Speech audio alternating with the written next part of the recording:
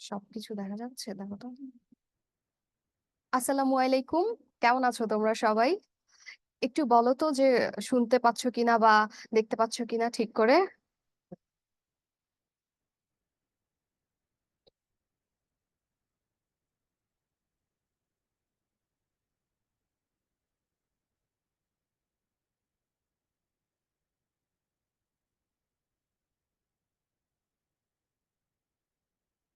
সবাই কি ঠিক করে শুনতে পাচ্ছো বা দেখতে পাচ্ছো?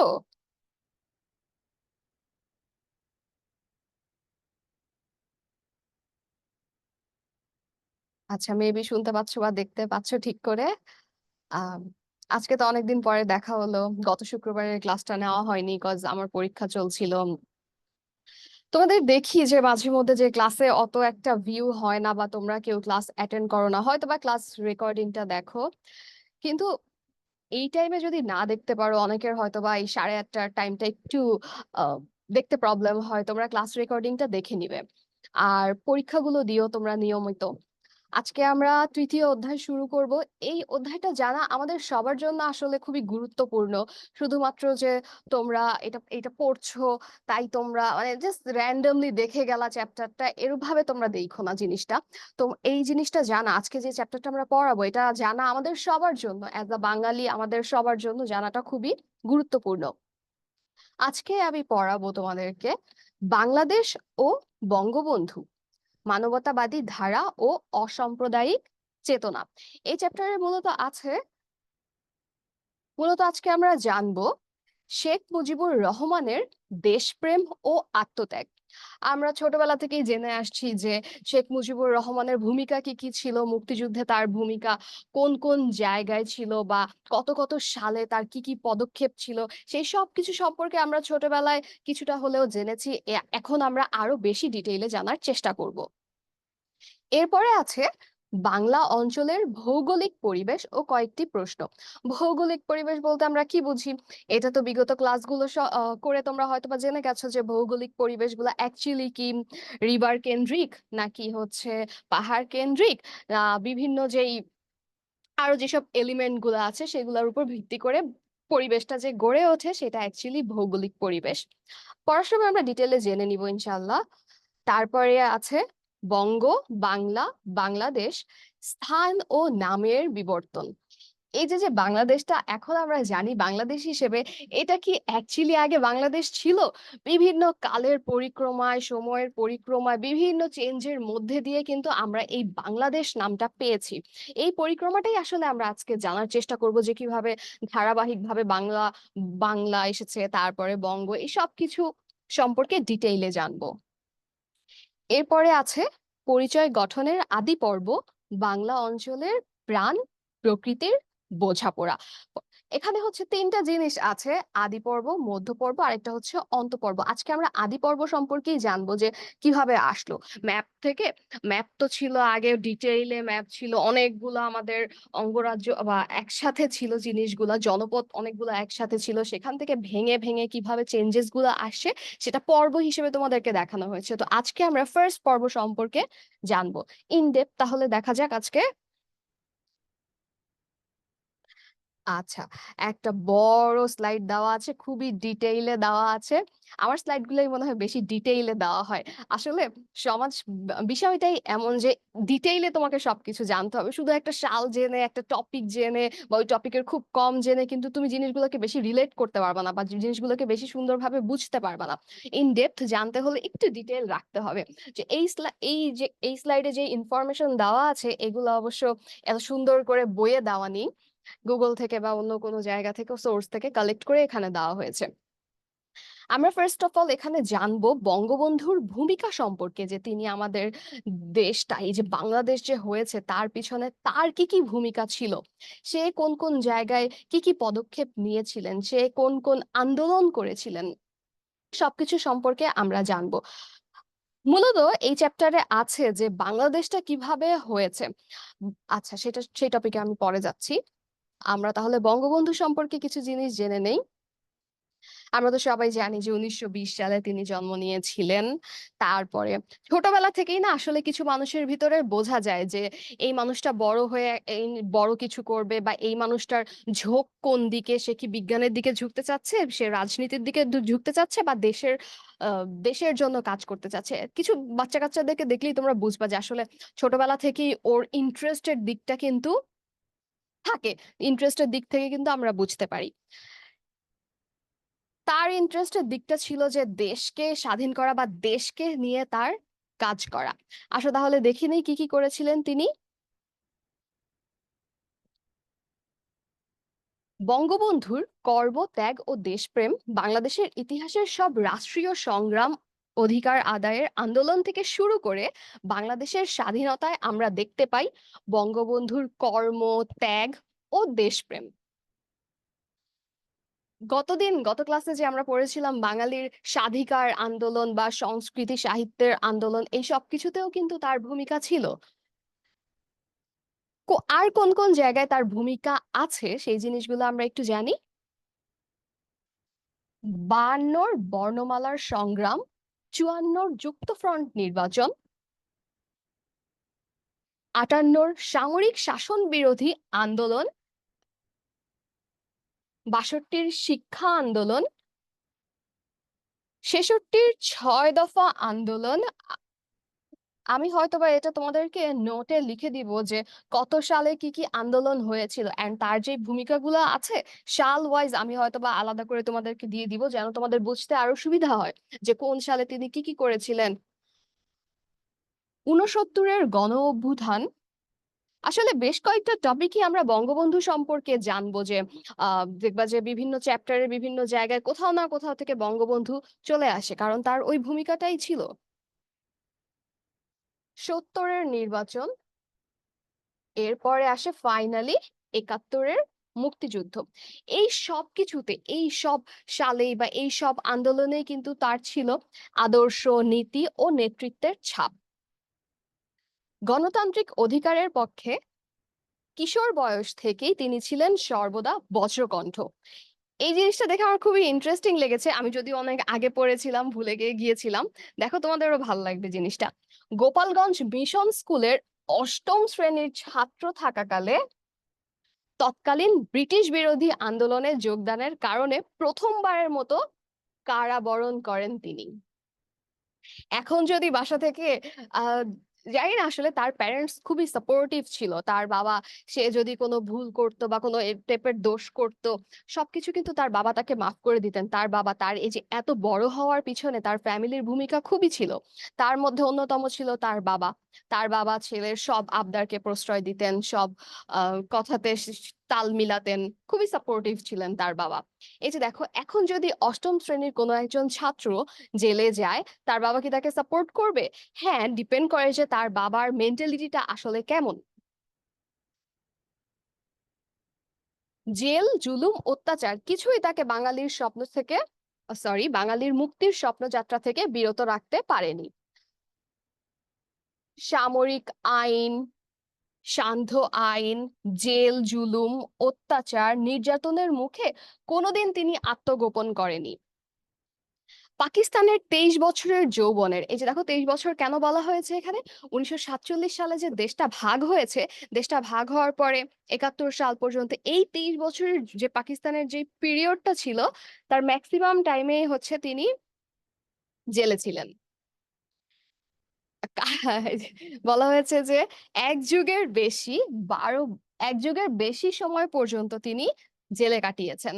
আর তার কারাগার ছিল কাইন্ড অফ তার দ্বিতীয় বাড়ি।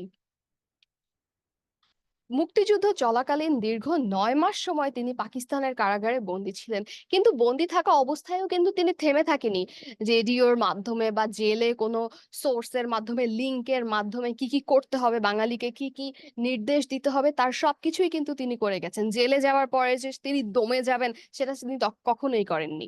জেলে যাওয়ার ভয়ে আমি এই কাজটা করব না, ঠিক আছে আমার জেলে যেতে হবে, আমার অনেক দিন হচ্ছে বন্দী থাকতে হবে, এই ভয়ে কিন্তু তিনি কখনোই পিছপা হননি। এরপরে তো আমরা পাই ৯ মাসের মুক্তিযুদ্ধের মধ্য দিয়ে ১৯৭১-এর ১৬ই ডিসেম্বর আসে। কাঙ্ক্ষিত ডিসেম্বর। এমন একটি বিষয়ে আজ আমরা আলাপ করব যার সঙ্গে 4টি শব্দ। আচ্ছা, বঙ্গবন্ধু থেকে কিভাবে এই জায়গাটাতে চলে আসলো? দেখো, বঙ্গবন্ধুর ভূমিকা সম্পর্কে তো আমরা আরো জানবো। আরো কয়েকটা ক্লাস পরে বা আরো কয়েকটা টপিক পরে আমরা জানতে পারবো। কিন্তু তার আগে তো আমাদের জানতে হবে যে এই যে বাংলাদেশ, এই যে বাংলা বা স্বাধীন হওয়ার আগে বা পরে বঙ্গবন্ধু যে এত কাজ করলো বা এত তার ইচ্ছা ছিল, তার আগে আমাদের বাংলাদেশটা কোথায় ছিল বা কোন নগরের অংশ ছিল, মানচিত্রে তার রূপ কেমন ছিল, কোন জায়গা থেকে ধীরে ধীরে বাংলাদেশ হয়েছে, এই সব সম্পর্কে কিছু তো জানতে হবে আমাদের, তাই না? তা না হলে তো একজন মানুষের ভূমিকা, সেই মানুষটার আহ ভূমিকা বলো বা তার যে পদক্ষেপগুলো বলো, কোন জায়গা থেকে শুরু হয়েছে, কত সাল থেকে শুরু হয়েছে, এই জিনিসগুলো তো আমরা জানতে পারবো না। তার আগে আমাদের জানতে হবে আমাদের যে বাংলাদেশটা আছে বা যে বাংলাদেশে আমরা বসবাস করছি, এটা কোন জায়গা থেকে এসেছে, কালের পরিক্রমায় কি কি চেঞ্জ হয়েছে, মানচিত্রে কি কি চেঞ্জ হয়েছে, মানুষের বৈশিষ্ট্যে কি কি চেঞ্জ হয়েছে, সবকিছুতে যেই পরিবর্তনগুলো এসেছে সেই সম্পর্কে তো আমাদের আগে জানতে হবে। তারপরে তো আমরা একটা মানুষের ভূমিকা সম্পর্কে ইন ডেপথ জানতে পারবো। দেখো, যে 4টি শব্দের কথা আমি বলবো: বঙ্গ, বাংলাদেশ, বঙ্গবন্ধু, বিশ্ববন্ধু। 4টি শব্দই আমাদের সকলের কাছে পরম ভালোবাসার। একটা মজার বিষয় লক্ষ্য করে দেখতে পারো যে 4টি শব্দ যে বলা হয়েছে তার প্রতিটি ব অক্ষর দিয়ে শুরু হয়েছে। আজকের আলাপে প্রসঙ্গক্রমে ব দিয়ে শুরু আরো একটি শব্দ আমাদের ব্যবহার করতে হবে: বঙ্গীয় বদ্বীপ। আমাদের বাংলাদেশটাকে বদ্বীপ বলা হয়, তাই না? এই শব্দগুলোর মধ্যেকার ঐতিহাসিক সংযোগ ও সম্পর্ক খুঁজে দেখার মাধ্যমে বঙ্গ থেকে বাংলাদেশ এবং বঙ্গবন্ধু থেকে বিশ্ববন্ধুতে রূপান্তরের ইতিহাস আমরা জানতে পারবো। চলো একটু জানি। এই যে দেখো ম্যাপ, ম্যাপটা কি চিনতে পারা যাচ্ছে? এটা কি আমাদের বাংলাদেশের বর্তমান ম্যাপ? বর্তমান ম্যাপ সম্পর্কে তোমাদের কি ধারণা আছে বা কেউ কি ম্যাপ আঁকতে পারো? ম্যাপ কিন্তু আঁকাটা শিখো, বুঝছো? এটা দরকার আছে বাংলাদেশের কোন জায়গায় কোন জেলা কোন জায়গায়, তারপরে হচ্ছে ডিভিশন গুলা কিভাবে একটা আরেকটার সাথে কানেক্টেড। বাংলাদেশের হোল ম্যাপটা তোমরা শিখে ফেলো, এটা তোমাদের জন্যই ভালো হবে। বাংলাদেশ সম্পর্কে আরো বেশি জানতে হবে। দেখো, এই ম্যাপটা দেখতে কিন্তু বাংলাদেশের মতো লাগছে কিছুটা, বাট পুরোপুরি কিন্তু না, কারণ তখন অ্যাকচুয়ালি বাংলাদেশ হয়নি। বাংলাদেশ গঠনের আরো অনেক আগের ম্যাপ এটা। ভারতবর্ষের পূর্বাংশের স্বতন্ত্র বৈশিষ্ট্য মণ্ডিত প্রাকৃতিক সীমানা বেষ্টিত একটি আঞ্চলিক ভূখণ্ড বাংলা। এই অঞ্চলেরই দক্ষিণ পূর্ব দিকে পৃথিবীর বৃহত্তর বদ্বীপ অবস্থিত।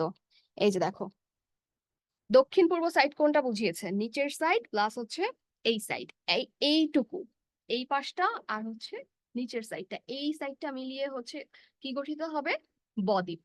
তারপরে গঙ্গা নদীর দুটি প্রবাহের নাম ভাগীরথী। এই যে দেখো, কোন সাইড থেকে প্রবাহিত হয়েছে, এই সাইডটাতে আসবে কি আমাদের হিমালয়। পরের হচ্ছে ম্যাপ যে দেখবো সেখান থেকে আমরা বুঝতে পারবো।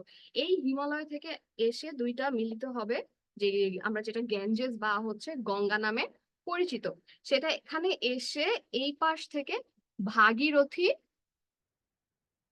ভাগীরথী নদী হবে। আর আরেকটা জায়গায় যে এখান থেকে সেই শাখাটা প্রসারিত হয়ে এইদিকে পদ্মা নামে পরিচিত হবে। পশ্চিমবঙ্গের মধ্য দিয়ে প্রবাহিত হচ্ছে ভাগীরথী, এই যে এই সাইডটাতে। পরের ম্যাপ যদি আমরা দেখি, এই নদীটা আরো সরু হয়ে গেছে, পশ্চিমবঙ্গের এই সাইডটাতে চলে গেছে ভাগীরথী নদীটা, আর হচ্ছে পদ্মা আমাদের কি হচ্ছে, বাংলাদেশের মধ্যে ঢুকে গেছে।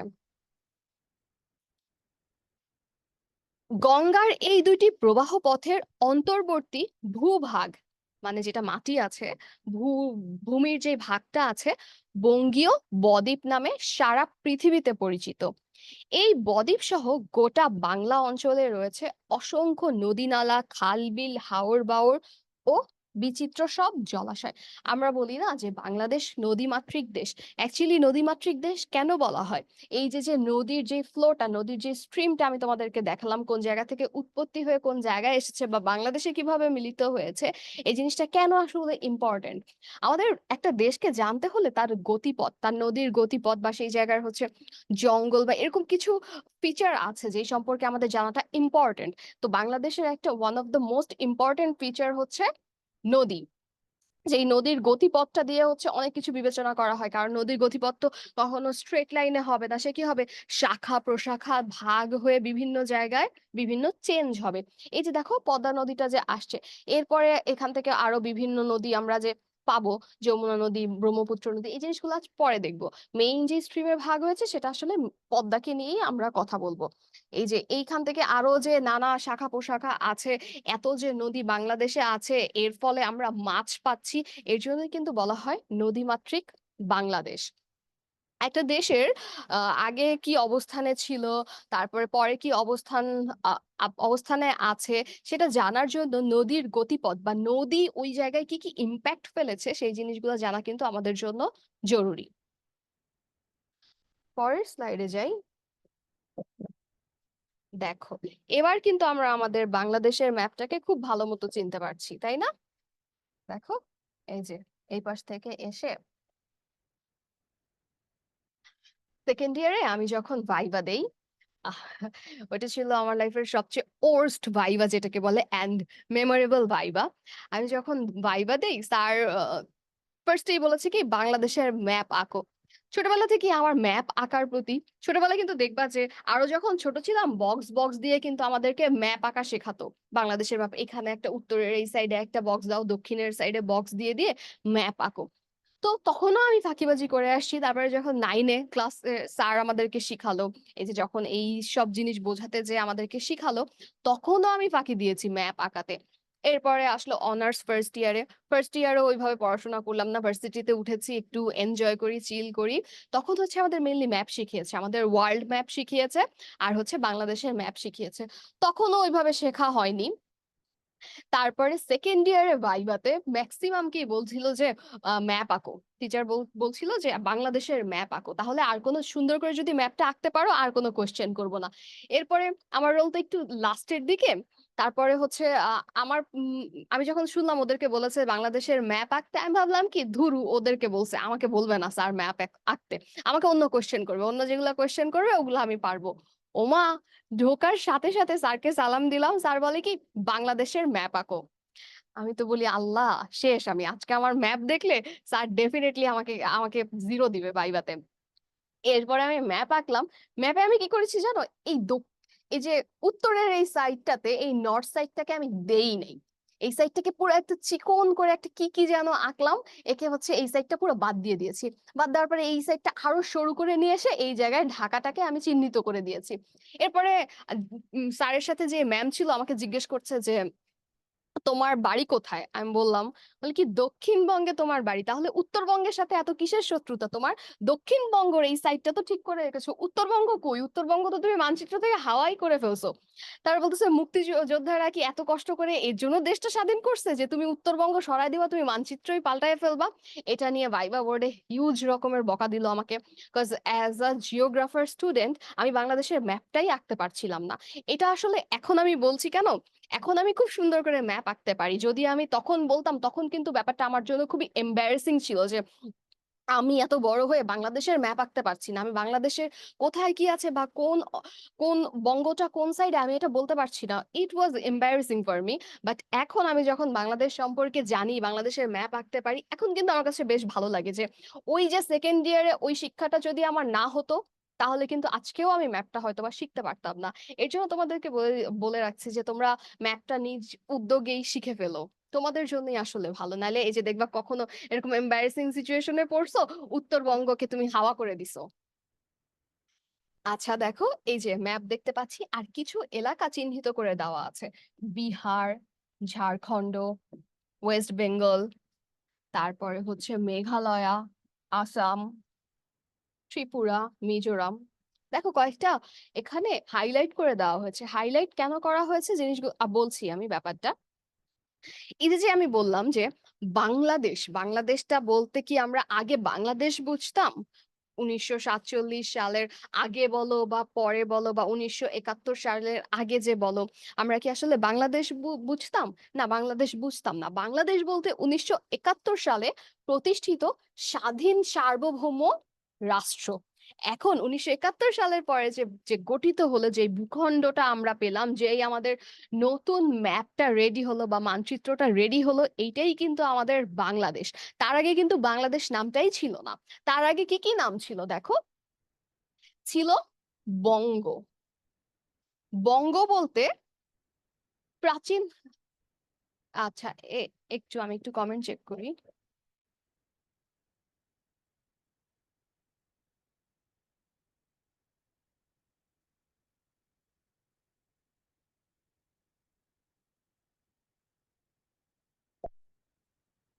দেখো, বঙ্গ বলতে প্রাচীন বাংলার ভৌগোলিক ঐতিহাসিক ইউনিট বা জনপদকে বোঝানো হয়েছে। এই জনপদগুলো কারা? রুরপ, তারপর হচ্ছে পৌন্ড্র। এই এই জনপদ সম্পর্কে কিন্তু ডিটেইলে আমরা আরো কয়েকটা ক্লাস পরে জানবো। অনেকগুলো জনপদ সম্পর্কে বলা আছে, তো ইন ডেপথ আমরা জিনিসটাকে পরে জানবো। মানে মেইনলি বলা হয়েছে যে এই বঙ্গ বলতে অ্যাকচুয়ালি কাদেরকে বোঝানো হতো।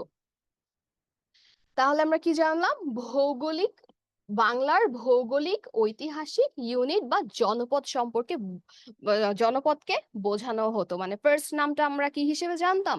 বঙ্গ হিসেবে জানতাম। এরপরে আসি বাংলা বা বেঙ্গল বলতে একটি ভৌগোলিক একক। একক এই যে দেখো, ম্যাপটা যদি আমি দেখি, এই যে এই যে বাংলা বা হচ্ছে বঙ্গ, এই যে ভৌগোলিক একটা যে অংশ বা ভৌগোলিক একটা যে ভূখণ্ড, এইটাকে কিন্তু আমরা বাংলা হিসেবে জানতাম। তখনও কিন্তু আমরা এক্সাক্ট আমাদের বাংলাদেশের ম্যাপটাকে পাইনি। তাহলে এটাও গেল যে বাংলা বা বেঙ্গল বলতে একটি ভৌগোলিক একক বা অঞ্চল বা ভৌগোলিক সত্তাকে আমরা বিবেচনায় নিতে পারি। এরপরে দেখো, বাংলা নাম পরিচয় মূলত ১৯৪৭ পূর্ব সময় পর্যন্ত, পূর্ব সময় পরিস্থিতি, স্থানিক পরিচিতি বোঝাতে ব্যবহৃত। ১৯৪৭-এর আগ পর্যন্ত কিন্তু আমরা এই নামগুলোকে ব্যবহার করতাম। এরপরে যখন দেশ ভাগ হয়ে গেল, ভারতবর্ষ আমাদের থেকে চলে গেল, ভাগ হওয়ার পরে এরপরে কি কিসে ভাগ হলো? পূর্ব পাকিস্তান এবং পশ্চিম পাকিস্তানে ভাগ হলো। ওই টপিক পরে, ওইটা নিয়ে পরে কথা বলবো। এই ভৌগোলিক ঐতিহাসিক পরিচিতির আওতাভুক্ত এলাকাগুলোর মধ্যে রয়েছে বর্তমানে স্বাধীন বাংলাদেশ। এই যে যেটা বললাম যে বাংলাটা ইউজ করা হতো, বাংলা বা বেঙ্গল ইউজ করা হতো কবে? ১৯৪৭-এর আগ পর্যন্ত, দেশ ভাগের আগ পর্যন্ত। তো দেশ ভাগের আগ পর্যন্ত আমরা যেই রাজ্যগুলো একসাথে ছিলাম, তার মধ্যে কি কি আছে? বর্তমানের স্বাধীন বাংলাদেশ, এই যে পুরো আমাদের পুরো ম্যাপটাই আছে। তার সাথে আর কোন কোন জায়গা আছে সেটা আমরা দেখি। স্বাধীন বাংলাদেশ তো বললাম, ভারতের পশ্চিমবঙ্গ ও ত্রিপুরা প্রদেশ এবং ঝাড়খণ্ড, বিহার, উড়িষ্যা, আসাম ও মেঘালয় প্রদেশগুলো অংশ বিশেষ। এই সবগুলা কিন্তু আমরা আগে একসাথে ছিলাম। ওই যে বললাম না একটু আগে যে রিভার ভাগীরথী রিভারটা চলে গেছে হচ্ছে এই পাশ দিয়ে, এই পাশ দিয়ে ওখান থেকে এসে একসাথে ওরা এই যে ওয়েস্ট বেঙ্গলে চলে গেছে ভাগীরথী। আর পদ্মাটা চলে আসছে কি এই যে রাজশাহী পার হয়ে আমরা এইদিকে পদ্মাটাকে পেয়ে থাকি।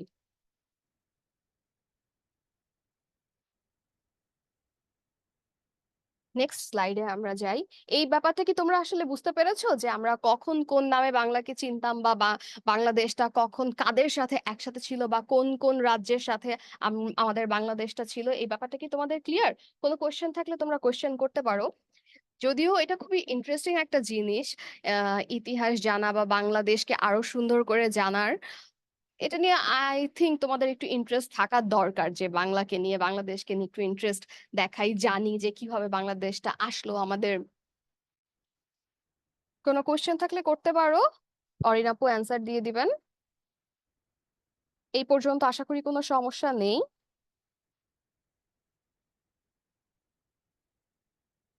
আচ্ছা, এই যে আমরা ম্যাপ দেখি, বইয়ের একটা জায়গায় হচ্ছে বলা আছে, ওইটা আমি স্লাইডে অ্যাড করিনি।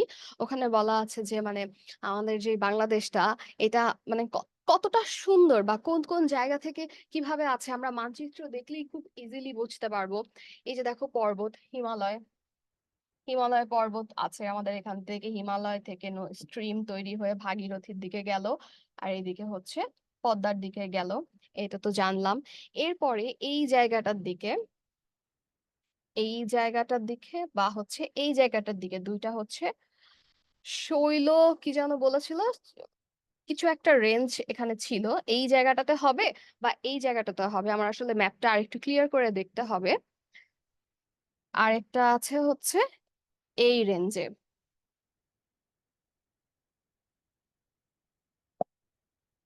তারপরে বলেছে যে তিন পাশে পাহাড়। তিন পাশে পাহাড় বলতে আমরা কোন কোন জায়গায় বুঝবো? এই জায়গাটাতে বুঝবো, এই জায়গাটাতে পাহাড়, এই চিরাঙের এই সাইডটাতেও পাহাড় পাবো আমি। তারপর এই সাইডটাতে শিলিগুড়ি ওই পাশটাতে পাবো। এই পাশে মেঘালয়, আমরা সিলেটে যদি যারা গিয়েছি দেখতে পারবো, এই মেঘালয়ের সাইডে আমরা পাহাড় দেখতে পারবো। তারপর চিরাঙের সাইডটাতে তো পাহাড় আছেই। কি দেখলাম তাহলে? এই যে পর্বত থেকে, হিমালয় পর্বত থেকে নদীর স্ট্রিম এসে এখানে ভাগ হয়ে গেল, আমাদের এখানে পদ্মা নামে পরিচিত হলো। তারপরে দুইটা রেঞ্জ এখানে সৃষ্টি হয়েছে। একটা রেঞ্জ হবে এই সাইডের রেঞ্জ, আরেকটা এই সাইডের রেঞ্জ হবে, যেটা হচ্ছে শৈল সামথিং, সরি আমি টার্মটা ভুলে গেছি, কিছু একটা। তারপরে হচ্ছে তিন পাশে পাহাড় আছে, আর মাঝখানে এই যে, তারপরে শেষে দেখো বঙ্গোপসাগর, আর মাঝখানে এই যে সমভূমিটাই হচ্ছে আমাদের বাংলাদেশ।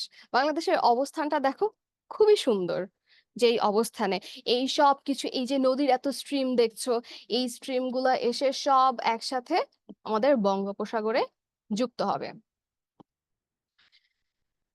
ফোর্থ ইয়ারের আমাদের ট্যুরটা হয়েছে সুন্দরবনে। সুন্দরবনের ট্যুরটা বেশ ইন্টারেস্টিং ছিল। ছোটবেলায় বইয়ে পড়তাম যে বঙ্গোপসাগর, বঙ্গোপসাগরকে নিয়ে এত কিছু, এত কথা, সব নদী একসাথে, কতগুলো নদী যেন একসাথে মিলিত হয়েছিল। তো এক্সাক্ট সংখ্যাটা শুনে আমি খুব অবাক হয়েছিলাম যে বাংলাদেশের এতগুলো নদী একসাথে এসে এই জায়গাতে, এই বঙ্গোপসাগরে মিলিত হয়েছে। বেশ ইন্টারেস্টিং লেগেছিল। তো আমরা তো বঙ্গোপসাগরের উপরেই ছিলাম, ওই নদীর উপরে জাহাজে আমরা ছিলাম। এক একটা জায়গায় যখন তুমি যাবা না, তখন মনে হবে যে আহ এই যে এত নদী, এই যে এই নদীটা এই সাইড থেকে এসে এই নামে পরিচিত হয়েছে, এই এই নদীটা এই পাশ থেকে এসে এই নামে, তারপরে একসাথে বঙ্গোপসাগরে পড়েছে। বঙ্গোপসাগর ব্যাপারটা খুবই ইন্টারেস্টিং। সাগর সম্পর্কে আমরা যদি জানি, পড়তে যাই, সাগরের, ওশানের যেই ব্যাপারগুলো আছে, বেশ ইন্টারেস্টিং। তো এই যে দেখো দক্ষিণ সাইডের যেই সাইডটা আছে, এখানে আমাদের বঙ্গোপসাগরটা পড়েছে। এই যে যে কিছুদিন আগে ঝড় হলো, এই ঝড় হলো, বঙ্গোপসাগর উত্তাল ছিল, এখান থেকে পানি গেছে, এখান থেকে পানি বাতাস সবকিছু যে এইখানে আমাদের সুন্দরবনটাকে কিন্তু ক্ষতি করেছে, সুন্দরবনের ক্ষতি করেছে। সুন্দরবন বরাবরের মতোই আমাদেরকে প্রোটেক্ট করেছে। এখানে ঝড় সৃষ্টি হয়, এখানে হচ্ছে ঘূর্ণিঝড়, জলোচ্ছ্বাস সৃষ্টি হয়, সেখান থেকে বাংলাদেশে ঢুকতে গেলে প্রোটেক্ট করে সুন্দরবন।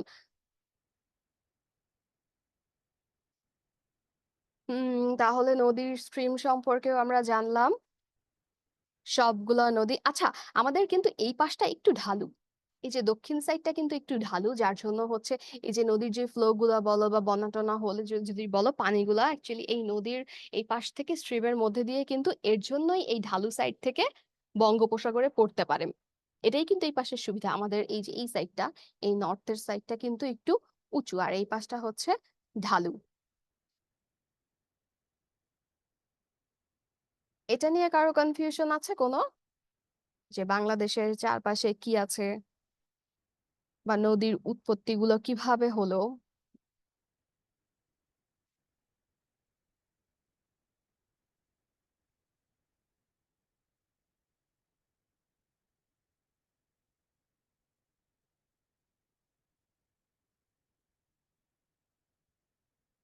তোমাদের কোনো কোয়েশ্চেন থাকলে করবা, কোনো জায়গায় যদি বুঝতে না পারো, কোনো জায়গায় যদি কোনো প্রবলেম হয়।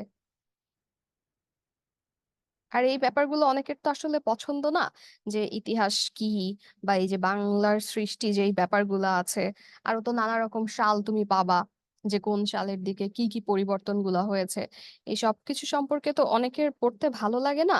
ভালো না লাগলেও আসলে ব্যাপারগুলো তোমাদেরকে জানতে হবে।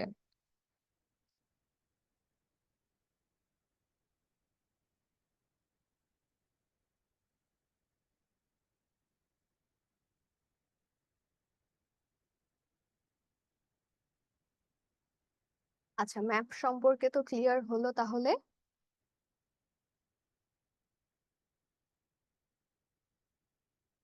এরপরে আসি হচ্ছে ইতিহাসের অসম গতি। এই ব্যাপারটা বেশ ইন্টারেস্টিং।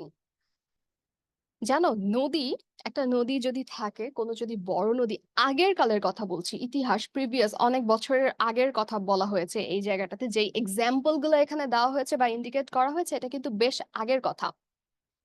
এখন ব্যাপারগুলো তোমাদের অনেকের কাছে হাস্যকর মনে হতে পারে যে অ্যাকচুয়ালি এটা হয়, যে নদীর এপারে এইটা যে হচ্ছে, নদীর ওপারে এই এত বিশাল চেঞ্জ হচ্ছে, এটা কি আসলে পসিবল? আমার কাছেও মনে হয়েছিল যে ইজ ইট পসিবল, যে এখনো এরকম হচ্ছে। পরে দেখলাম যে না, বিভিন্ন জায়গায় আছে।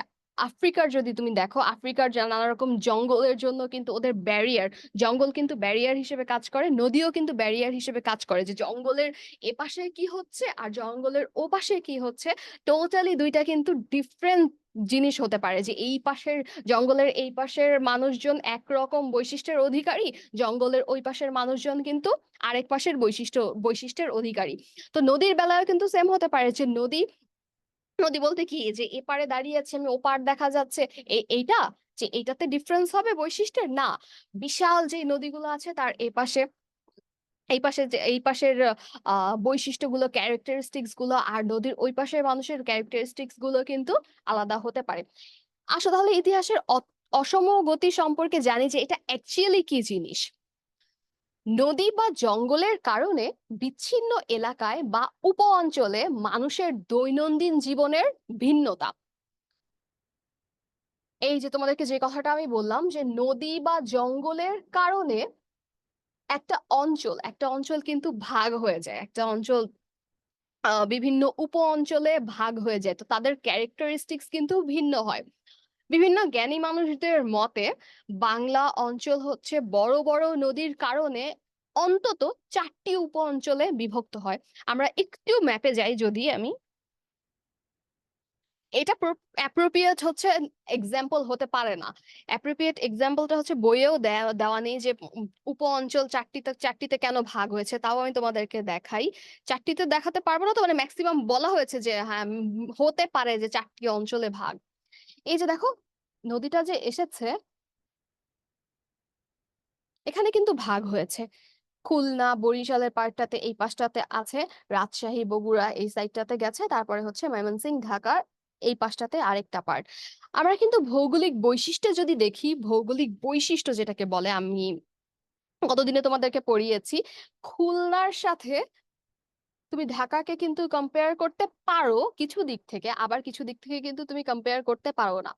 এই যে দেখো, যখন ঝড় হবে, তখন এই খুলনা, বাগেরহাট, বরিশাল এই সাইড থেকে এই যে বঙ্গোপসাগর পানি যেয়ে কিন্তু এদের অবস্থা খুবই খারাপ হয়ে যাবে। পানি উঠবে, তারপরে হচ্ছে ঘরবাড়ি ধ্বংস হয়ে যাবে। কিন্তু ঢাকাতে কিন্তু এই জিনিসগুলা হচ্ছে না।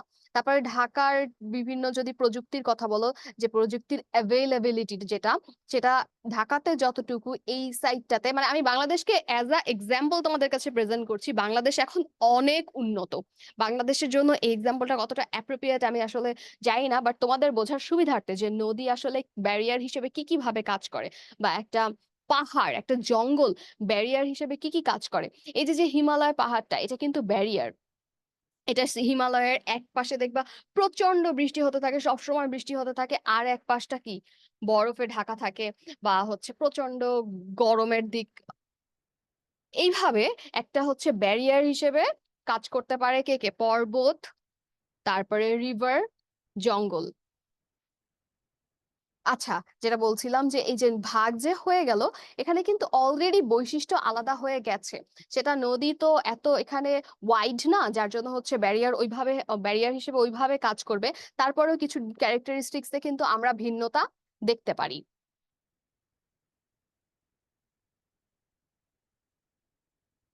এই যে ৪ টি উপ-অঞ্চলে বিভক্ত হতে পারে একটা বড় অঞ্চল এই ব্যারিয়ার গুলোর কারণে।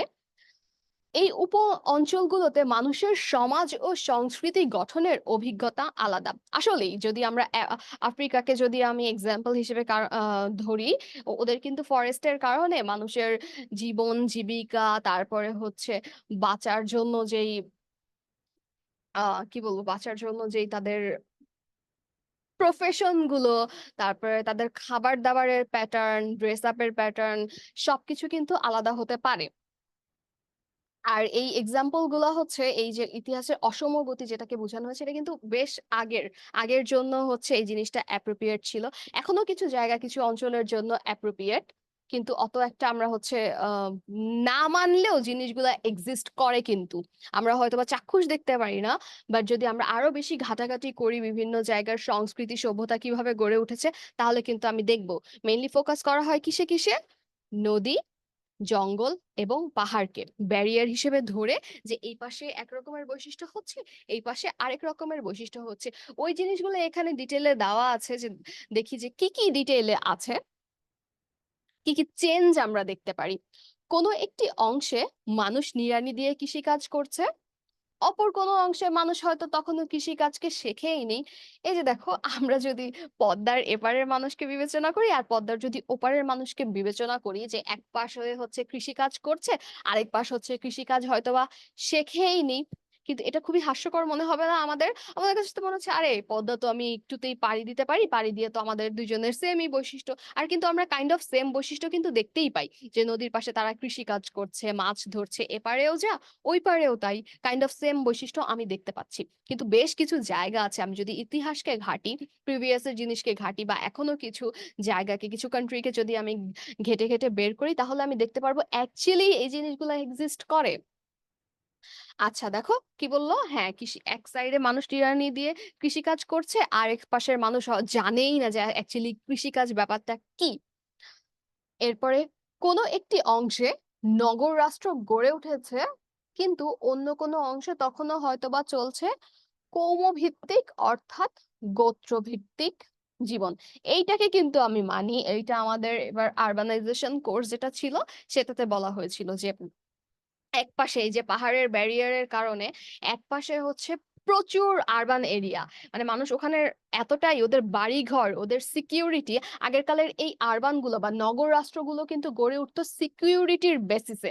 যে তারা কতটা সেফটি তারা কতটা সেফটি মেইনটেইন করতে পারতেছে বা তারা কতটা সেফ। অন্য কান্ট্রি তাদেরকে কি আক্রমণ করবে নাকি করবে না সেইটার বেসিসে কিন্তু তারা এই যে আরবান এলাকাগুলোকে গড়ে তুলতো। তো স্যার আমাদেরকে যখন বুঝাচ্ছিলেন তখন বলেছিল যে এই যে নগর রাষ্ট্রগুলো গড়ে উঠছে, একপাশটাতে এত পরিমাণ আরবানাইজেশন হয়েছে, মার্কেট বলো, হাউজিং প্যাটার্ন বলো, তারপরে হচ্ছে ওদের ট্রেড বা বিজনেস বলো, সবকিছু এত পরিমাণ ডেভেলপমেন্ট পুরো দেখার মতো। আর হচ্ছে পাহাড়ের ওই পাশে মানে এই ব্যারিয়ারটা পাহাড় যে ব্যারিয়ার হিসেবে সৃষ্টি করলো তার ওই পাশের মানুষের জীবন খুবই জরাজীর্ণ। তারা এই আরবানের ছাপ তাদের মধ্যে নেই, তাদের হাউজিং প্যাটার্ন আলাদা বা তাদের লাইফস্টাইল বলো বা তাদের প্রফেশন বলো সবকিছু কিন্তু আলাদা। তাই বলেছে যে একপাশে নগররাষ্ট্র আরবান হচ্ছে, খুবই উন্নত হচ্ছে, আরো নতুন, নতুন প্রযুক্তি আবিষ্কার হচ্ছে। আর অন্য সাইডটা কিন্তু পুরোপুরি রুরাল বা কোনো ধরনের প্রযুক্তির ছাপ ওখানে নেই বা যেতে আরো বেশ বছর টাইম লাগবে। তারপরে আরেকটা কি বলেছে এক্সাম্পল হিসেবে এক অংশে মুদ্রার প্রচলন ঘটেছে কিন্তু অন্য অংশে হয়তো তখনও মানুষ মুদ্রা চোখেই দেখেনি। এই ব্যাপারটা এখন শুনতে আমাদের কাছে বেশ হাস্যকর লাগছে যে এই একটা ব্যারিয়ার এইভাবে কাজ করতে পারে যে এই পাশের মানুষজন মুদ্রা দেখেছে ওই পাশের মানুষজন মুদ্রা এখনো চেনেই না। তারা তাহলে কিসের বিনিময়ে আহ বাজার করে বলো বা তারা হচ্ছে কিভাবে টাকা ছাড়া মুদ্রা ছাড়া কিভাবে চলাচল করে, কিভাবে এই জিনিসগুলো সম্ভব হতে পারে? কিন্তু এগুলো অ্যাকচুয়ালি সম্ভব হয়েছিল। প্রাচীনকালে এভাবেই চলতো। প্রাচীনকালে তো মানুষের যোগাযোগের ব্যবস্থা বা টেকনোলজি এত ভালো ছিল না যে তারা কমিউনিকেট করে আচ্ছা ঠিক আছে ওই পাশটা এত উন্নত আমাদের পাশটাকেও আরো উন্নত করা দরকার। এই জিনিসগুলো তো ওরকম এভেইলেবল ছিল না। তার জন্যই এই এক্সাম্পল গুলা দেওয়া হয়েছে যে যেন আমরা বুঝি যে আসলে এই ব্যারিয়ার গুলা বা এই ইতিহাসের অসম গতি বলতে কি বোঝানো হয়েছে। তাহলে কি দেখলাম আমরা মুদ্রার প্রচলন ঘটেছে এক পাশে, অন্য পাশে হয়তোবা মুদ্রা মানুষ চোখেই দেখেনি। ইতিহাসের অসম গতি শিখতে গিয়ে তোমাদের নিশ্চয়ই এখন ধারণা হয়েছে যে সরলীকরণ করে যখন যুগ বিভাজন করা হয়, আচ্ছা, এই যুগ বিভাজনটা আমরা পরে শিখবো। হ্যাঁ, যুগ বিভাজনের তোমাদের একটা চার্ট দেওয়া আছে। চার্টটা হচ্ছে এই যে এইভাবে চার্টটাতে এইভাবে সাল দিয়ে, তারপরে জায়গা দিয়ে, তারপরে এই যে সেই যে সরলীকরণ করে যুগ বিভাজন করা হয়, সেখানে হচ্ছে তোমরা এই পাশের সালগুলোতে কি হয়েছে বা এই পাশের সালে কি হয়েছে বা কি কি চেঞ্জ আসছে সরলীকরণের মাধ্যমে জিনিসগুলোকে তুমি শিখতে পারবা আরো ডিটেইলে। বা পরে যখন আসবে তখন আমি এটা এই যে এই টার্মটা সরলীকরণ করে যুগ বিভাজন করা হয়, এই যুগ বিভাজনের টার্মটা ইন ডিটেইলে বুঝিয়ে দিব। ওইটাও বেশ ইন্টারেস্টিং। ইতিহাস, সাল আছে অনেক, অনেক মানুষের নামও থাকবে। কিন্তু যদি তুমি একবার বুঝে যাও না যে কোন জায়গার পরে কোনটা এসেছে, কোন সালের পরে জিনিসগুলা কিভাবে এসেছে, বা ফার্স্টে কে কে শাসন করেছে, তারপরে কে শাসন করছে, এই জিনিসগুলো যখন তুমি একবার জেনে যাবা না, তখন ব্যাপারগুলোকে তুমিই রিলেট করতে পারবা যে আচ্ছা, এই শাসনের পরে ইনি এসেছিল, এইভাবে শোষণ করেছে, বা বাংলার রিসোর্স গুলো এইভাবে ধ্বংস করেছে। আমাদের কিন্তু বাংলার এখন বেশি রিসোর্স নেই। আমাদের রিসোর্স গুলো ব্রিটিশরা, তারপরে আরো যারা যারা শাসন করেছে, শোষণ করেছে, সবাই কিন্তু ধ্বংস করে গেছে। মেনলি বাংলাতে তারা কিন্তু ঘাটতি গেড়েছিল এর জন্যই, রিসোর্সের জন্যই। বাংলাদেশ বা বলো বাংলা, যেটাকে বলে বাংলাদেশ তো তখন বলা যাবে না, আমাদের যে বাংলা, আমরা মানে ভাগ হওয়ার আগে 1947-এর আগে তারা মেইনলি এই জিনিসগুলো দেখেই এসেছিল যে মাটি খুবই উর্বর, বিজনেস করতে পারবে, নানা রকম পয়সা কামাতে পারবে, বিভিন্ন ধরনের বিভিন্ন টাইপের বিজনেস করতে পারবে, বাংলাদেশ সরি বাংলার শ্রমিকদেরকে কাজে লাগাতে পারবে অল্প টাকা দিয়ে। ওই জিনিসগুলোই তুমি জানবা যে যুগ বিভাজনে যে কত সাল থেকে কত সাল পর্যন্ত এই যুগটা ছিল, দেন আবার কি যুগ এসেছে, কে শাসন করেছে, এই যুগ বিভাজন সম্পর্কে জানবা। আমি জানি না এই টার্মটা কেন আগে ইউজ করা হলো। সরলীকরণ করে যখন যুগ বিভাজন করা হয় তখন তা ইতিহাস সম্পর্কে নানান ভ্রান্তি তৈরি করতে বাধ্য। হ্যাঁ, যখন এই যুগ বিভাজন পড়তে যাওয়া না, তখন অনেক রকমের কনফিউশন হবে বা অনেক রকমের ভ্রান্ত ধারণা হবে যে আচ্ছা, আমি তো তাইলে এটা অন্য জায়গায় পড়েছি, বা এটা তো অ্যাকচুয়ালি এমন না, আমি তো জেনেছি অন্যরকম ভাবে। এই জিনিসগুলো তখন তোমার মাথায় আসবে। বাংলার উপ অঞ্চলগুলোতে বসতি স্থাপনকারী মানুষের জীবনের ভিন্ন ভিন্ন অভিজ্ঞতাকে বিবেচনায় না নিয়ে গোটা অঞ্চলটিকে এক করে দেখানো এবং একই যুগের অধীনে অঞ্চলটির সবখানেই একই রকম অগ্রগতি ঘটেছে তা লেখা বা বর্ণনা করা ইতিহাসের ব্যাপারে ছাড়া আর কিছুই নয়। এই যে যে যুগ বিভাজনের কি কি ডিসঅ্যাডভান্টেজ গুলো হতে পারে, সেই জিনিসগুলো অ্যাকচুয়ালি আমাদেরকে দেখানো হয়েছে যে আহ বাংলাকে তো, বাংলার যে জায়গাগুলো, সবাই পুরো জায়গাটাকে তো একজন শাসন করেনি। এই যে ধরো, ম্যাপটা যদি আমি একটু বের করি,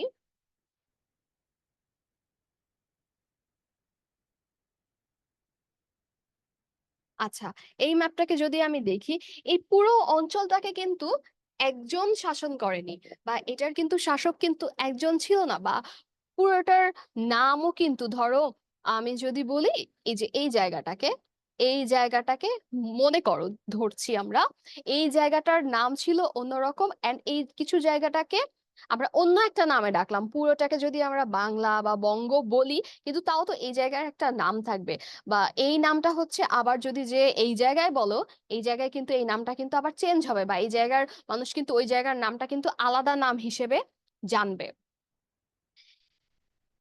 আলাদা নাম হিসেবে জানবে। আর একটা জিনিস হচ্ছে, আচ্ছা, শাসকের ব্যাপারটা যেটা, পুরো জায়গাটা কিন্তু একজন মানুষ শাসন করতে পারে না। তার জন্য এই যে শাসক, ধরো এই জায়গাটার একজন শাসক ছিল, পুরোটার এই জায়গার হচ্ছে ছোট্ট একটা অঞ্চলের শাসক হচ্ছে আলাদা। এই ব্যাপারগুলোকে না বিবেচনায় আনা হয়নি ইতিহাসের অসঙ্গতিতে, এই ব্যাপারগুলোকে বিবেচনায় মোটেও আনা হয়নি যে ছোট ছোট অঞ্চল থাকলে সেটিকে আমরা কিভাবে জানবো। এই যে উপ অঞ্চলগুলোতে বসবাসকারী হচ্ছে মানুষের জীবনের যে ভিন্ন ভিন্ন কাহিনী বা ভিন্ন ভিন্ন অভিজ্ঞতাগুলো যে ছিল, এগুলাকে বিবেচনায় আনা হয়নি, বা ওই যে বললাম যে কে শাসন করেছে বা সেই নামটা কি ছিল, বইয়ের সবকিছু তো আসলে স্লাইডে আমাদের আনা যায় না। বইয়ের এতটুকু আজকে যতটুকু আমি পড়ালাম এতটুকুর ভিতরে যদি তুমি ডিটেইলে পড়ো দেখবা যে এই যে বঙ্গ, বাংলা বিভিন্ন জায়গায় যে ইউজ করা হতো অ্যাকচুয়ালি নাম কি ছিল বা অ্যাকচুয়ালি এক্সাক্ট নাম কেউ কখনো দেয়নি। ইউজ করতো বঙ্গ হিসেবে ওকে ইউজ করছি। ইউজ করতো বাংলা হিসেবে আচ্ছা ঠিক আছে ইউজ করছি বা কিছু গুণী মানুষ যে একসাথে বসে বলবে যে আচ্ছা ঠিক আছে এটাই বাংলা, এটাই বঙ্গ এটা কিন্তু বলা হয়নি।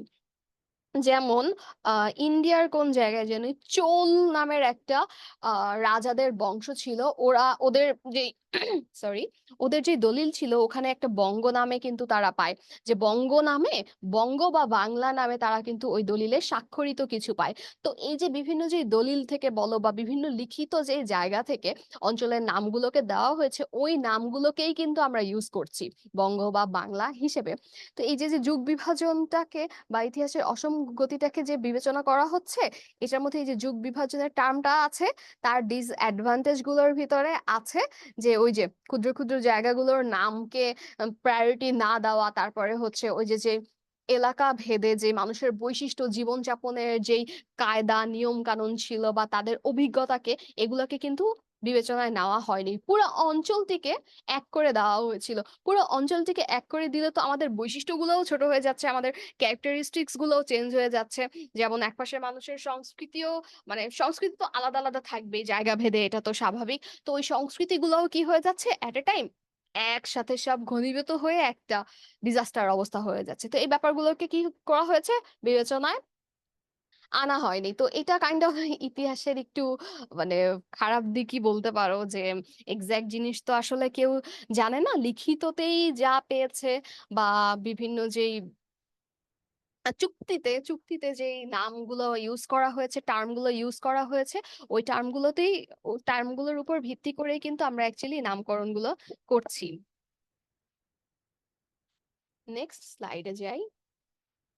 আচ্ছা, পরিচয় গঠনের আদি পূর্ব বা যেখানে হচ্ছে আছে বাংলা অঞ্চলের প্রাণ প্রকৃতির বোঝাপড়া, এই জায়গাগুলোতেও তো কিন্তু কিন্তু সেম বলা হয়েছে যে ফার্স্ট পর্বটার ডিটেইল বা ডেপথ আলোচনা কিন্তু আমি প্রিভিয়াসলি করে এসেছি যে বঙ্গ নামটা কখন ছিল, তারপরে হচ্ছে বাংলা নামটা কখন এসেছে, এই সব কিছু কিন্তু প্রিভিয়াসলি আলোচনা করা হয়েছে। মেনলি এই যে নামটা নামের যে চেঞ্জটা এটাই হচ্ছে পরিচয় গঠনের আদি পর্ব, মধ্য পর্ব এবং শেষ পর্ব যেটা বা একদম লাস্টের পর্ব যেটা, সেটাতে যে আমি দেখতে পারবো যে অ্যাকচুয়ালি কি পরিবর্তন হয়েছে, ওভারঅল ফার্স্ট থেকে লাস্ট পর্যন্ত কি পরিবর্তন হয়েছে সবকিছু তখন আমরা একটা ডিটেইল ধারণা পাবো। আচ্ছা ঠিক আছে স্টেপ বাই স্টেপ, এটা তো ফার্স্ট স্টেপ, তাই তোমাদের এখনো মনে হয় ক্লিয়ার হয়নি যে কিভাবে কি হয়েছে বা আরো ফিউচারে কি হবে, নেক্সটে মধ্য উম, মধ্য পর্বে কি হবে, শেষ পর্বে কি হবে।